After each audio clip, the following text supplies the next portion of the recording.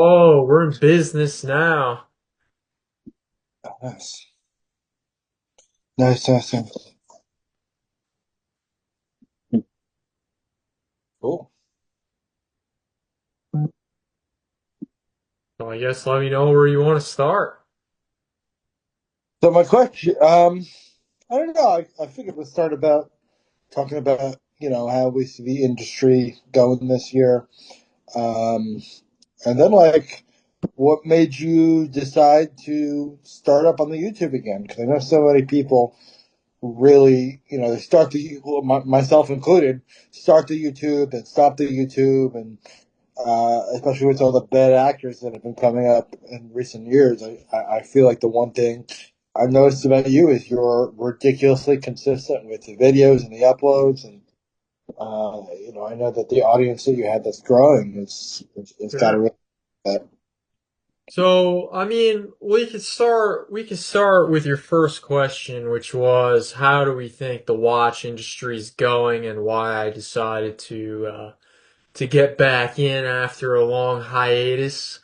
Um, Well, I think the watch industry right now is actually changing pretty quick. During COVID, you had wait lists, prices were through the roof, everybody had money, but these companies didn't have anything to sell you.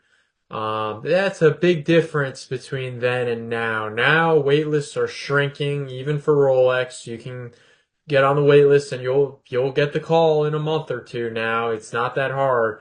Unless you want a Daytona or something, then you're not getting the call. But if you want something basic like a sub, you could go get that. But you know, the thing is, prices have come down so much, they're going to continue to go down, and the reason is because just what's going on with the economy. Inflation, even though they cut rates, inflation's still going up. Um, Prices are going up. It's just the average consumer is losing steam. The top yeah, 1% will always have money. That's just a fact. The rich people are always going to have money, but the upper middle class and the middle class, the people that could afford these $10,000 and below watches, it's just they're done. Like though they have no money anymore.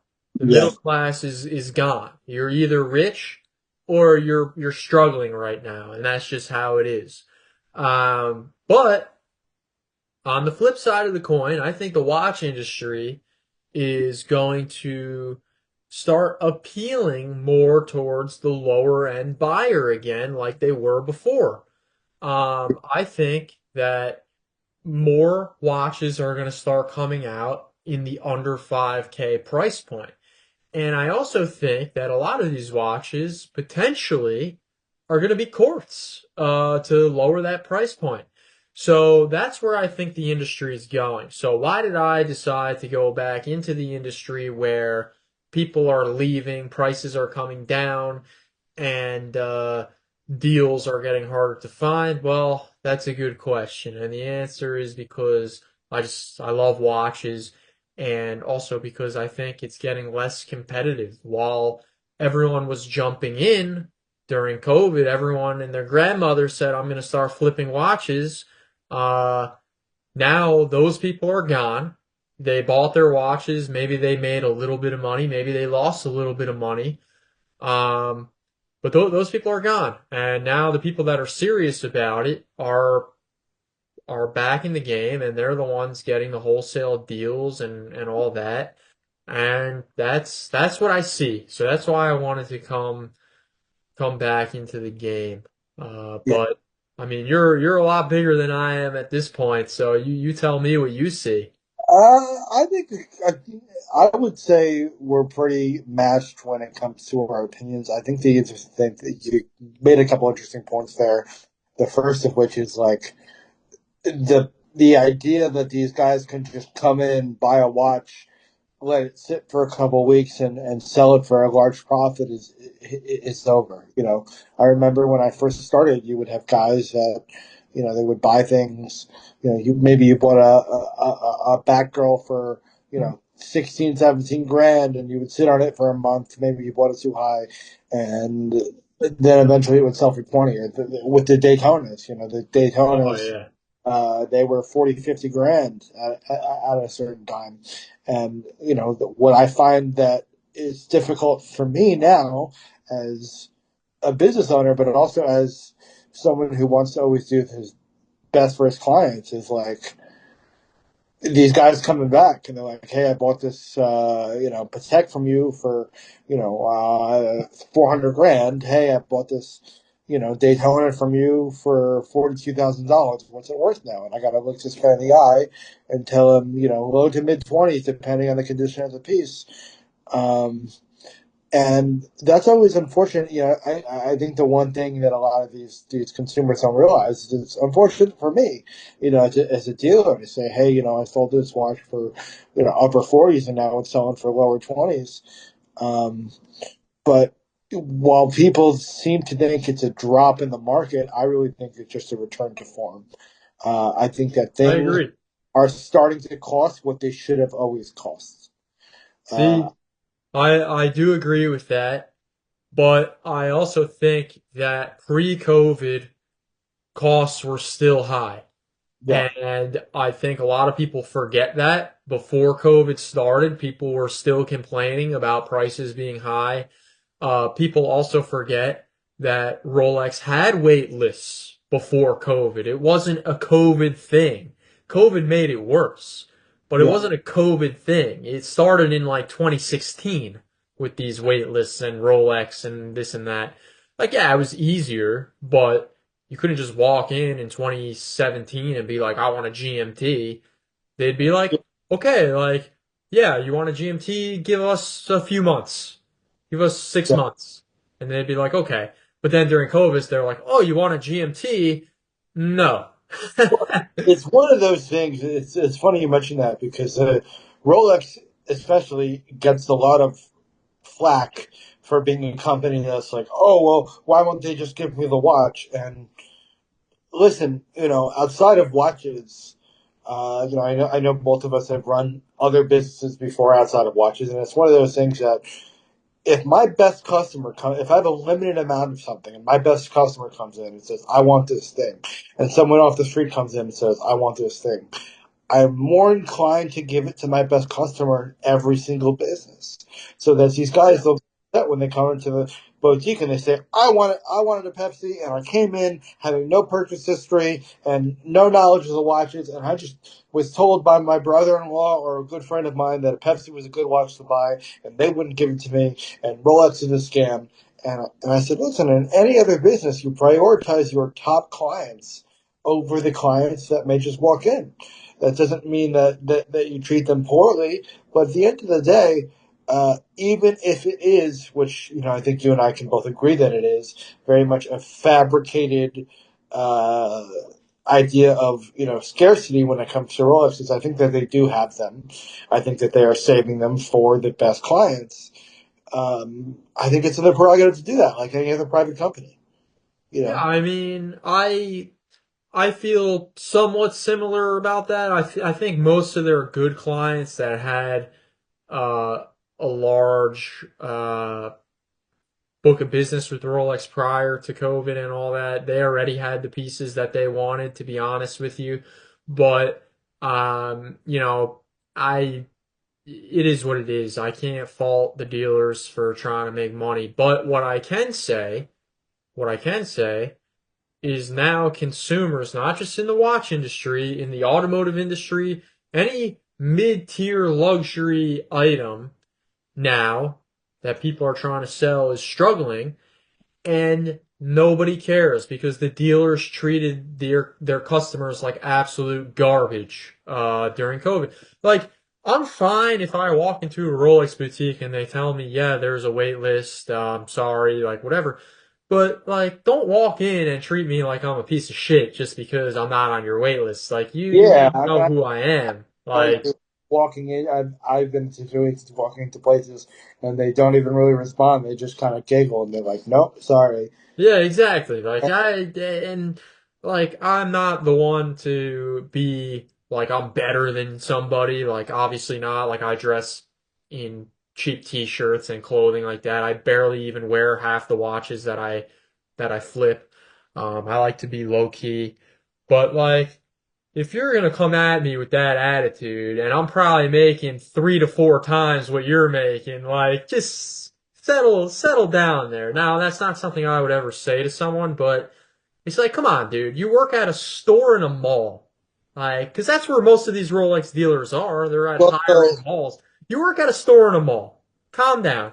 Relax. yeah, yeah. Also, it would be in their best interest to sell that item because they get anywhere from Exactly. 3 to 5% commission per item that they sell. Like any other sales job, I think that it's one of those things um, that I don't want to say that Rolex is dying down, but I think that you made a statement that you're going to have the people that are buying super expensive watches, and there's people that are buying the low end watches. That's kind of what I'm seeing in my business as well. Those guys who were buying the Pateks from me, those guys that were buying the AP from me and the Rolex from me, we're talking maybe $15,000 plus. Yeah. Still good clients of mine, Of course. Of course. The and rich are always going to be there. yeah, And really the struggle is with the mid-tier luxury, like the Rolex, the Omega, the Tudor. And I'm not talking about the expensive Rolexes, like the solid gold pieces and all that. I mean, like the Submariners and stuff like that. Like, yeah, those pieces are gonna sell, but they're not what they were. And it's because your regular guy making, you know, 60 grand a year, 70 grand a year, who could save up for a year or two for a piece can no longer do that. That's just not the case. Everything is super expensive. They can't do that anymore. So now you have guys making a buck 50, 200, maybe even 300 grand that are living paycheck to paycheck. They're not going out and buying watches right now. And they're not going to Louis Vuitton and buying their wife a purse or anything like that. That's over, right? For now. Like it will come back. It always does. But right now that's over. And people are upset with these dealers for treating them like absolute garbage during the pandemic and saying, "Oh, you can't have this." Well, now they can't sell it and cars are sitting on their lots, watches are sitting at dealers like I have watched sitting, you have watches sitting, and it's the lower end pieces. The high end pieces are still flying off the shelf. Like anything, we had this conversation the other day. Like I'm no longer going to touch any piece under 5 grand. The clients are too annoying. and it's also one of those things where I think it's the rise of either equal or better, less expensive alternatives. That as well. So Micro brands are absolutely killing it not right even now. just so I'm thinking not even just micro brands, but if you look at like the Tudor Coke that came out, or if you That's a look pretty cool piece, yeah. at certain other pieces that are like, hey, I could spend $25,000 on a Jubilee Coke, or I could,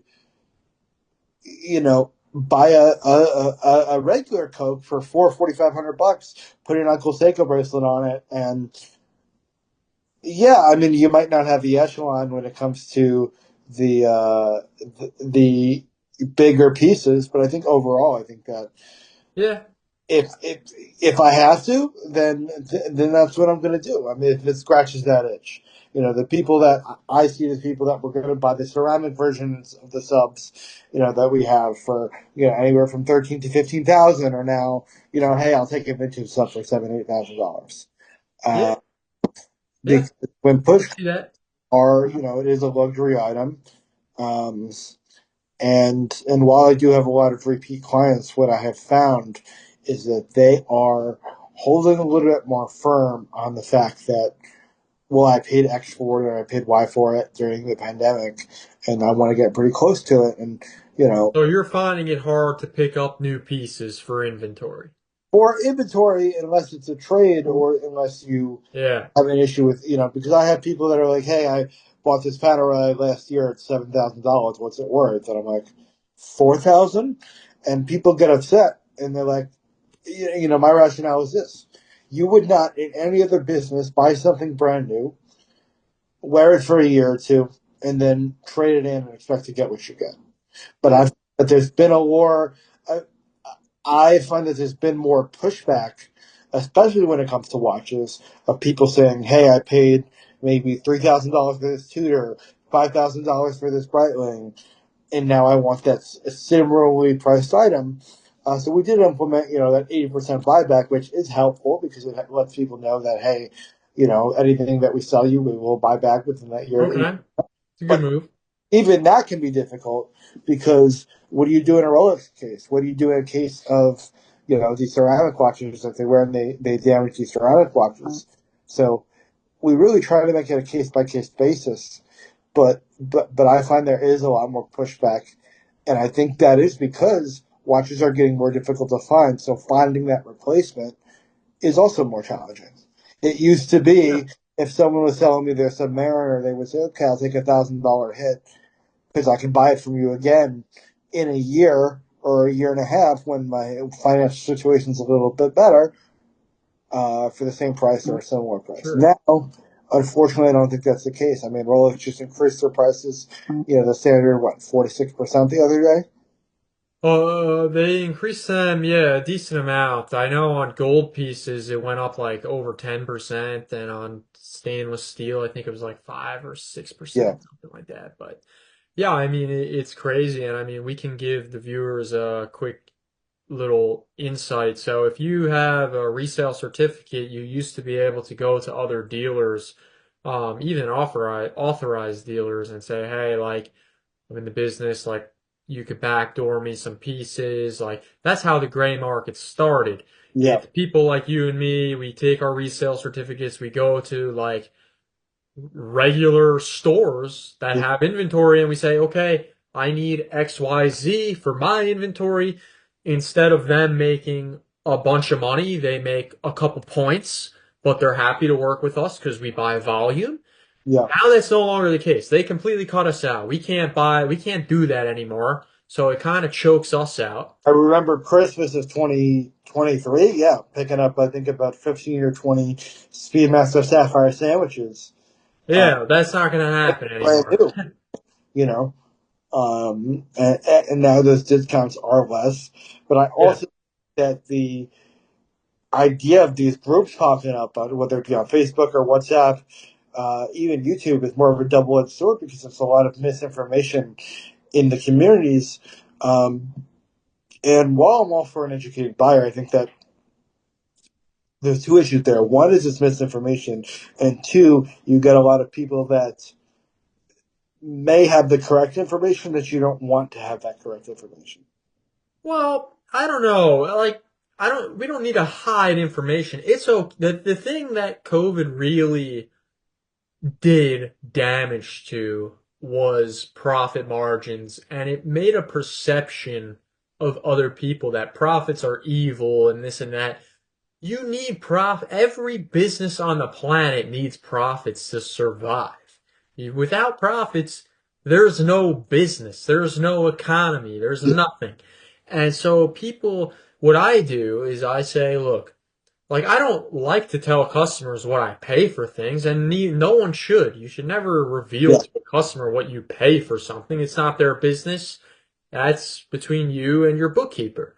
But if a customer says, hey, I know trade in value, which is typically what we pay is trade in value, for a watch is let's say, I don't know, 2 grand, and let's say retail is 3 grand for argument's sake.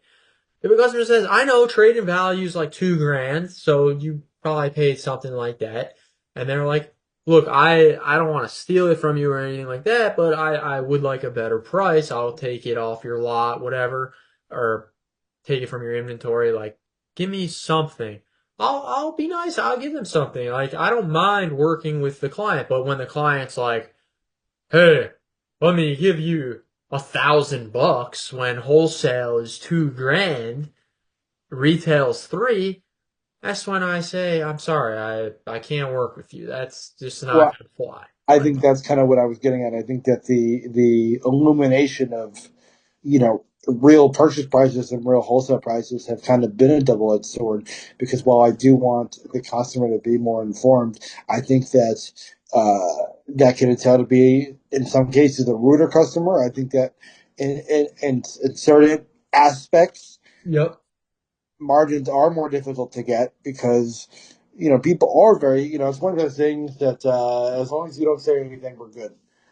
So the client very, even if they got a good price on something, I find that if they find out that you got it from this guy or that guy got it from this guy, finding out that you made two, three, four, 500, in some cases $1,000 on a piece, even if it's a good deal, can sour that relationship with that client. Yeah.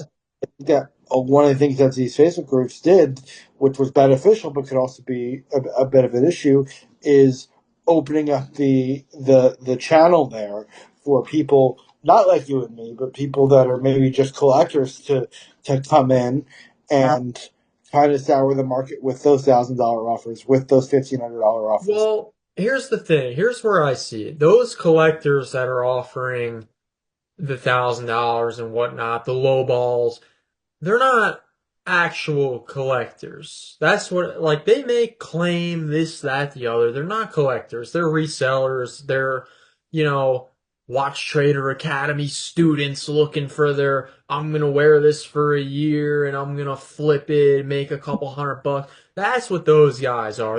And at the end of the day, those are not your clients. They're not my clients. They're nobody's clients. Like they're the guy. Unfortunately, I had one guy say he lost his job, so he had to liquidate. So he sold me this watch. I didn't rip him. I paid him high wholesale, the most I could. I felt bad, but like those are where those deals come from, and those deals are far and few between. And the thing is, if you get one of those deals, you don't want to go and wholesale it. You want to retail. You want to capitalize on those gains, of course. So, typically when a client comes at me and says, "Hey, like I'm going to offer you like next to nothing," I just say, "Look, good luck with your search. You're not my client." And I wait. Like that's one luxury that I have is unlimited time. Because I do own another business, not in the watch industry, and that's what pays my bills. And the watch industry for me is a side hustle that became a little more over time.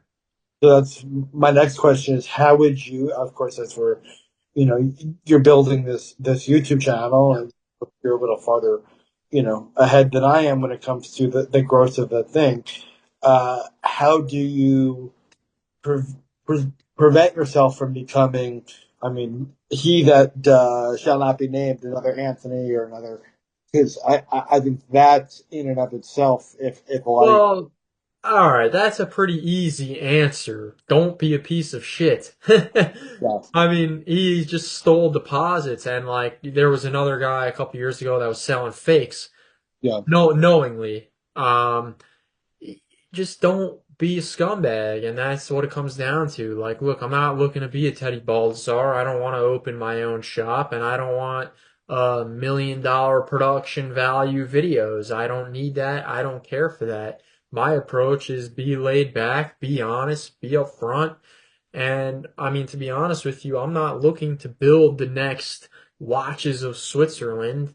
I'm looking to do 5 to 6 figures a month, which is very achievable, as we know, for a one-man show. It's very achievable. And I'm also not, no disrespect to any other watch dealers out there, I'm not looking to do volume. I'm not looking to take those Omegas. I'm not looking to take those Tudors.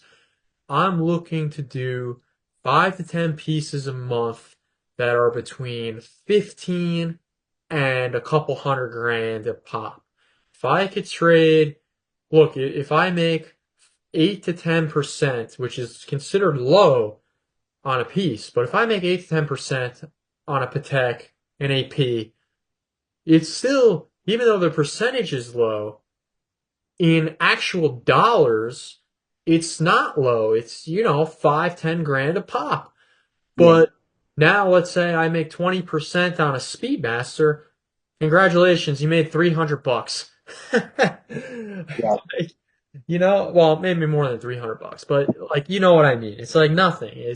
And the clientele for those pieces are also just not great, whereas the clientele for the bigger pieces is a lot better. So right now, like yeah, I got to start off with the lower end pieces. That's how you build your, uh, that's how you build your reputation. It's how you build your inventory. You know, you have to grow, but eventually I'm gonna phase out, and I'm only gonna be doing the larger pieces. So, Yeah, but getting back to just the other YouTubers, just being honest and not being a scumbag is just easy.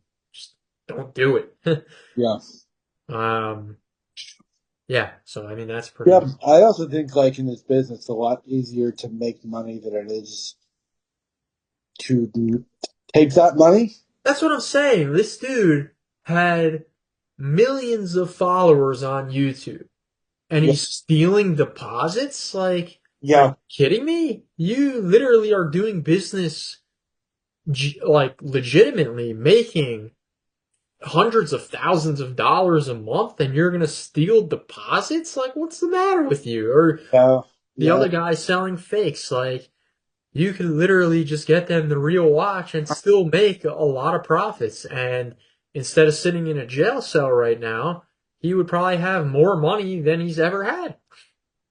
Yeah, yeah. I think he got what 15, 20 years for what happened. Something like that, yeah. Ridiculous. Something like that. So where do you? The thing What, is, like, I did real estate for a while too. We ran into a situation with an attorney that was stealing deposits as well because when you do a real estate deal, for people that don't know, it goes into attorney review and the deposit and the payment for the property gets held in a separate bank account. It's not uncommon for the attorney to do it. There's companies that do it as well, but it's not uncommon for an attorney to hold that deposit. This guy was stealing deposits. He stole like 200 grand. Why would you go to jail for 200 grand? If I'm gonna go to jail, it's gonna be for 100 million, like Sam Bankman-Fried, like billions, like that's not true. 100 grand. Like, are you stupid? Yeah, yeah, yeah. I think that like Like, if I'm going to jail, it's got to be at least $1 billion. Like, come on. which I mean to our viewers today, that's not exactly the go ahead to steal watches No, and no, no. I'm just watch. messing around. But like, if you're going to jail for like six figures, like, dude, you were probably making six figures in a month just off YouTube. Like, what are Yeah. you doing? Yeah. So what do you see as next for this channel? What is your goal if you don't want to? So we're putting out a video every week. We typically do Thursdays. If there's an unexpected watch release or something, and I make a video on that, then it comes out whenever it comes out. But we're doing one video a week. We were doing 3 to 4 shorts a day. We cut down to about one, because Instagram, the algorithm didn't really, at first it liked it, but then it didn't like it. And I'm gonna get into more comedy. There's not really a lot of comedy in the watch space.